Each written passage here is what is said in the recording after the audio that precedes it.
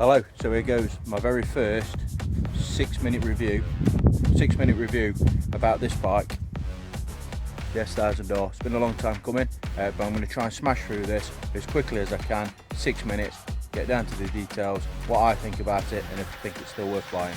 Here goes. Okay, so first off, the bike cost me £8,000. That was in January. They've been out now since 2014. It's a model of the RR. It's a straight handlebar version. For those that know, they know. It makes 160 brake horsepower. It's got a seat height of 32 inches. Somebody like me, 5'8", it's a good fit. It weighs 207 kilos. Now that should be wet. BMW do things a little bit different than some other manufacturers. They give them wet weights, so 208 kilo wet with a full tank of juice, about 16 litre tank from what I can remember. Correct me if I'm wrong, I'm sure people will do, but yeah, a really good useful piece of kit. It's fitted out with, this is the sport model, it's fitted out with all the electrics that you could ever wish to have on a bike. It's got electric suspension, it's got electric suspension on the front, it's got heated grips, it's got cruise control, it's got, honestly, it's got more bells and whistles than a majority of bikes have. I've managed to sum that up relatively quick. It's got Brembo brakes, they work really well. It's got a passenger seat. That's got a passenger seat on a really good sports bike. And all in all, yeah, it's a straight handlebar beast. It has got a lot of computer gadgetry and things, and I'll go into more detail in that now. 1 minute 50 next. Okay, here goes, 2 minutes. We've got that pillar of an engine, 160 brake. It's got 4 riding modes. 4 riding modes.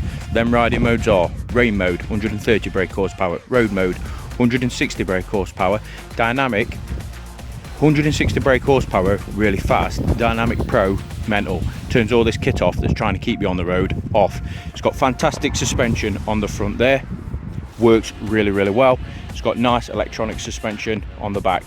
You can see this has got a standard can. The standard can works an absolute treat as standard. It's got a nice note to it.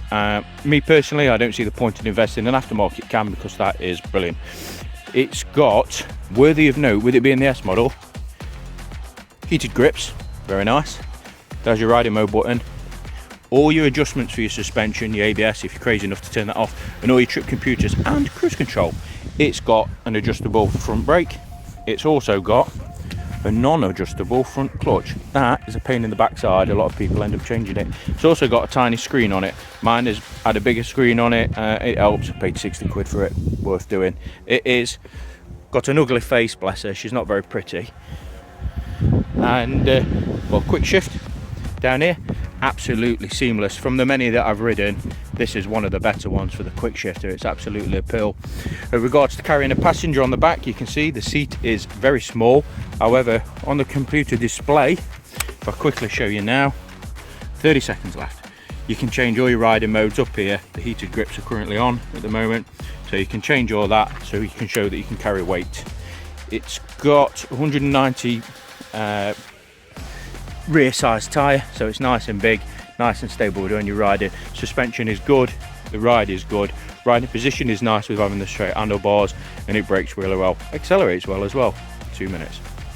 So in summary, that bike, I've got 2 minutes to summarise it. I've already wasted 10 seconds. I'll say it's good, I'll say it's very good. It's nice and swift, it's powerful, it is very powerful. 160 brake horsepower is a powerful car. It's a very powerful motorbike. Obviously, compared to the competition that's now out there, your KTMs, your MT10s, everybody has superseded it.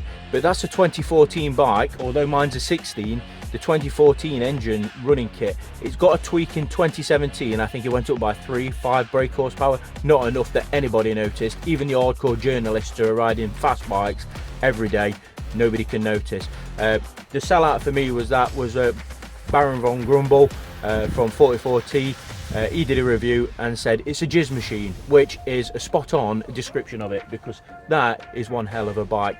It's good value for money now. You can pick them up for about £6.5 grand. Return heads, it's easy to ride. It's nice enough through town. Though it has got its faults. It's got a terrible turning circle on it, but you'd expect that because it's a sports bike. It can get a bit warm, sat on it through traffic. As soon as you start going though, it'd start motoring. It's an absolute joy to live with. It's nice, it's planted, it's easy to ride. It's not even bad on fuel, averages about 43 even when you're giving it some big licks. I don't ride on track, so I can't comment what it would be if you're sat up in your 11s and 12s all the time. I tend to sit up in my 9s and 10s, regularly getting about 43 miles per gallon. It rides well with others, it's nice and easy to spot. I don't feel out of place when I go out on a ride out, and it can hold its own. Well, it can more than hold its own, and it's a far better bike than I am. So for me, it's a solid 9 out of 10. I love it. I can see me having it for a few years yet, which is unusual for me, but I'm going to be doing more reviews, and that's my benchmark for when it comes to bikes. Thanks very much for joining me.